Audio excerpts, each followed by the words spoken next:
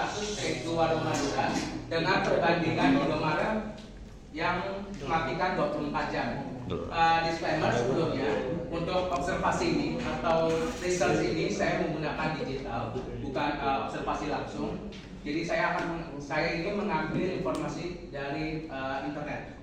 Baik, boleh dilanjut. Baik, kita mulai dari pendahuluan. Warung Madura dan Indomaret sama-sama menjual kebutuhan harian, tetapi model bisnisnya sangat berbeda. Kita mulai dari Warung Madura, yaitu usahanya biasanya berasal dari keluarga. Lalu modalnya juga bisa terbilang kecil, fleksibel, dan dekat dengan warga. Biasanya berada di pedesaan ataupun kota kecil. Selanjutnya untuk pendahuluan Indomaret, biasanya retailnya sudah modern, sistemnya sudah terstandar atau teknologinya sudah lebih berkembang, teknologinya kuat dan promosinya banyak dan besar. Studi ini membandingkan peluang, strategi, kekuatan, dan daya adaptasi keduanya. Boleh dilanjut? Oke, untuk background Warung Madura, seperti yang saya bilang di awal itu, dia adalah usaha wadah. Biasanya juga warung-warung tersebut tersedia dalam 24 jam tanpa tutup. Biasanya ada moto tidak tutup selain kiamat. Ya. Lanjut untuk kedua, pemiliknya langsung ataupun ownernya langsung mengelola tokonya dan itu fleksibel. Selanjutnya untuk lokasi warungnya biasanya dekat dengan pemukiman, desa-desa kecil ataupun kota-kota yang belum memukuni atau belum berkembang seperti itu. Selanjutnya hubungan sosialnya kuat, di mana warung-warung ini sudah dekat banget sama tetangga-tetangganya, di mana seringkali tetangganya sering utang ataupun beli dulu bayarnya besok seperti itu ya.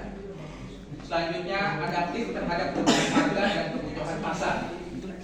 Jadi untuk harga-harga katalognya atau harga produknya seringkali berubah-ubah sesuai dengan kebutuhan pasar atau restock dari industrinya. Boleh dilanjut? Selanjutnya untuk background Indomaret, retailnya sudah modern dan sudah memiliki ribuan cabang di seluruh Indonesia. SOP-nya ketat dan manajemennya profesional, di mana memiliki banyak karyawan, bahkan itu memiliki jabatannya masing-masing. Tidak seperti Warung Indomaret, cukup 1 atau 2 orang saja yang mengurus toko tersebut. Selanjutnya supply chain kuat, harga stabil dan banyak promo. Harganya stabil tergantung per tahun biasanya untuk harga produknya. Lalu retail-retailnya juga menyediakan promo seperti event ataupun per bulan akhir bulannya. Selanjutnya layanannya lengkap. Dia bisa menyediakan selain produk-produk kebutuhan seperti top up e-wallet, transfer ataupun top up game lainnya. Biaya operasionalnya tinggi, perlu standar yang sama di semua gerai, semua cabangnya perlu operasional yang benar-benar sama rata. Jadi benar-benar harus sama di seluruh Indonesia. Boleh, kalau dilanjut. Untuk perbandingan modal bisnis, bukan modal, maaf. Perbandingan modal bisnis di antaranya Warung Madura dengan Indomaret. Warung Madura itu terkenal dengan tradisional dan adiktif, biayanya fleksibel, modalnya kecil, keputusannya juga cepat dan berbasis hubungan sosial, biasanya sesama tetangga. Selanjutnya Indomaret. Indomaret itu terstandar, SOP-nya biasanya sudah sama rata dan itu ketat.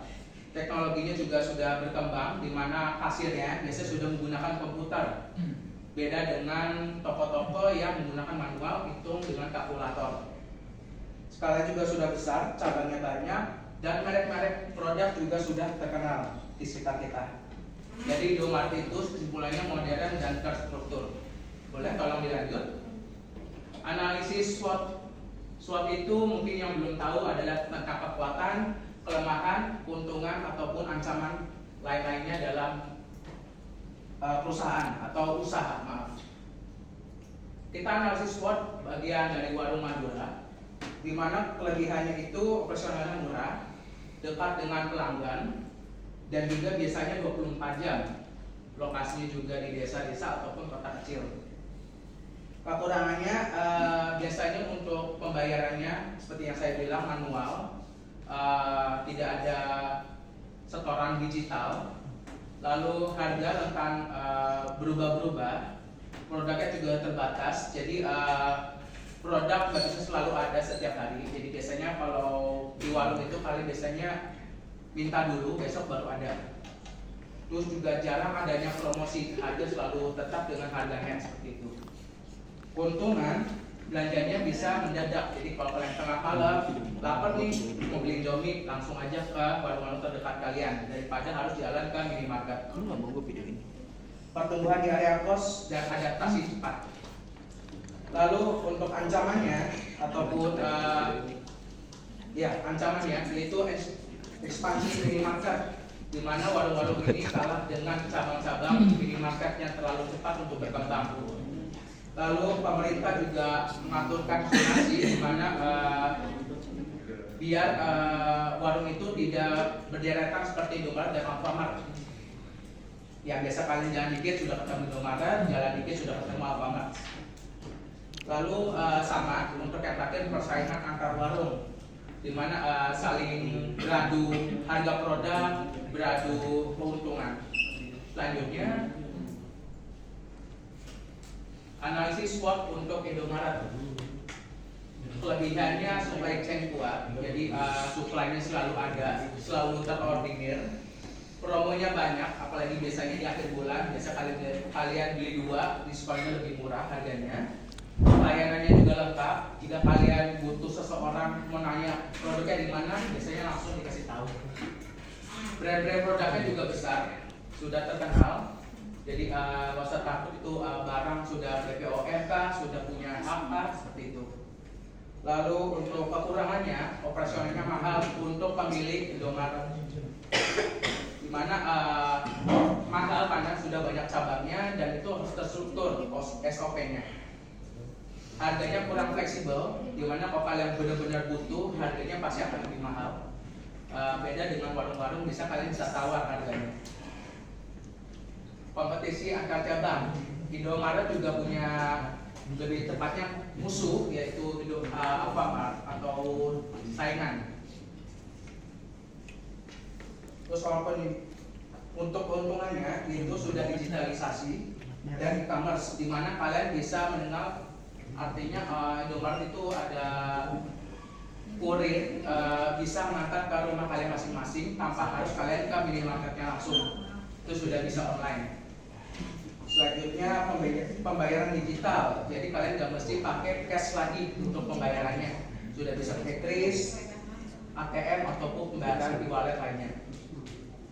Ancamannya biasanya ada penolakan warga, apalagi yang sudah sebelumnya desa-desa tersebut biasanya udah ada warung-warung, terus tiba-tiba terbangun cabang Indomaret di situ, biasanya banyak yang nolak, pasti akan menambah saingan. Lalu tren belanja dekat, cabang Indomaret juga terbilang sulit untuk desa-desa atau kota kecil cabangnya, dan itu harus terstruktur SOP-nya.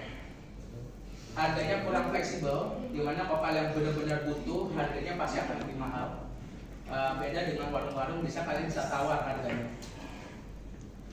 Kompetisi antar cabang, Indomaret juga punya lebih tepatnya musuh, yaitu Alfamart atau saingan. Terus untuk keuntungannya itu sudah digitalisasi dan e-commerce, di mana kalian bisa mengenal, artinya Indomaret itu ada kurir, bisa mengantar ke rumah kalian masing-masing tanpa harus kalian ke minimarketnya langsung. Itu sudah bisa online. Selanjutnya pembayaran digital, jadi kalian nggak mesti pakai cash lagi untuk pembayarannya, sudah bisa pakai kris, ATM ataupun pembayaran di wallet lainnya. Ancamannya biasanya ada penolakan warga, apalagi yang sudah sebelumnya desa-desa tersebut biasanya udah ada warung-warung, terus tiba-tiba terbangun cabang Indomaret di situ, biasanya banyak yang nolak, pasti akan menambah saingan. Lalu tren belanja dekat, cabang Indomaret juga terbilang sulit untuk desa-desa atau kota kecil. Jadi kalau kalian benar-benar butuh kebutuhan yang lengkap, biasanya kalian harus ke kota-kota besar, jalan dulu, naik motor ataupun berkendaraan. Selanjutnya warung kecil yang fleksibel, seperti yang saya bilang. Kalau kalian butuh kebutuhan yang mendadak, lebih baik kalian biasanya ke warung daripada ke minimarket karena jalannya juga lebih cepat. Boleh selanjutnya. Analisis operasional. Warung Madura, ini kesimpulannya. Warung Madura memiliki pemiliknya masing-masing. Jadi nggak usah ada karyawan, nggak usah punya shift, nggak usah bekerja 2 waktu seperti karyawan. SOP-nya juga ditentukan oleh pemiliknya, mau ada atau tidak juga jelas. Transaksinya juga cepat, nggak usah ngantri. Biasanya juga beli langsung bayar. Dan personal. Lalu selanjutnya Indomaret. Indomaret itu ada karyawan, shiftnya juga biasanya ada 2, di antara pagi dan siang sampai ke malam. Komputernya juga sudah, maksudnya kasirnya sudah berbentuk teknologi komputer, dan itu ada auditnya, di mana biasanya ada orang yang akan datang ke cabang-cabang untuk audit produknya, apakah benar stok yang sisa segini sesuai dengan pelaporannya. Pelayanannya konsisten, di mana kalian masuk dan selamat datang di Indomaret, silakan berbelanja. Biasanya akan selalu ada pengucapan selamat. Terus antre bisa lama. Itu analisisnya. Biasanya kalau kalian lagi rame-ramenya atau lagi promosi, antrian akan lebih lama. Perbandingan harga dan produk.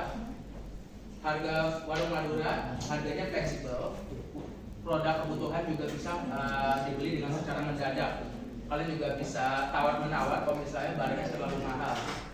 Kalau Indomaret harganya sudah stabil, cuman nggak bisa ditawar, dan biasanya untungnya ada promo. Cuman harus lihat dari informasi-informasi cabang-cabang Indomaret tersebut.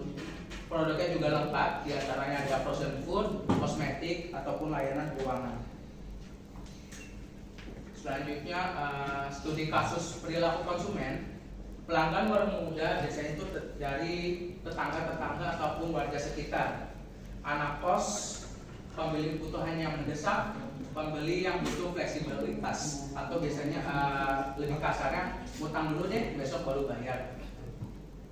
Lalu selanjutnya untuk pelanggan Indomaret, yaitu biasanya yang suka mencari promo. Biasanya yang udah tahu nih promonya di mana, dia tahu hari ini ada promo, biasanya baru beli-beli. Belinya juga mingguan ataupun bulanan, yang biasanya belinya langsung untuk stok di rumah. Terus juga beli untuk frozen food, di mana jarang sekali untuk warung mempunyai freezer yang isinya kayak nugget, kentang goreng yang biasanya masih berbentuk frozen. Lalu pembeli yang biasanya membutuh top up seperti di wallet ataupun game-game seperti itu. Studi kasus lapangan ini berbasis internet ya teman-teman. Kedua bisnis bisa berdampingan dan itu tetap laku. Itu fakta. Itu tergantung dari konsumen yang membutuhkannya. Warung untuk kebutuhan cepat dan mendadak. Indomaret untuk promo dan belanja lebih banyak. Faktor utamanya nilainya berbeda, bukan harganya. Jadi bukan ke harga konsumen membeli produknya, cuman lebih ke operasionalnya. Itu yang lebih diberatkan. Untuk kesimpulan, warung Madura unggul di fleksibilitas dan kedekatan sosial. Indomaret unggul di sistem modern dan kelengkapan layanan. Tidak ada modal bisnis yang paling benar, karena semua usaha itu lebih tepatnya untuk cocok atau tidaknya. Itu tergantung dari lokasi dan kebutuhan konsumen. Lalu dua modal usaha tersebut bisa hidup berdampingan selama memiliki tawaran ataupun peminat dari konsumennya. Oke, sekian dari presentasi kami mengenai pelaporan studi kasus mengenai warung Madura dan Indomaret.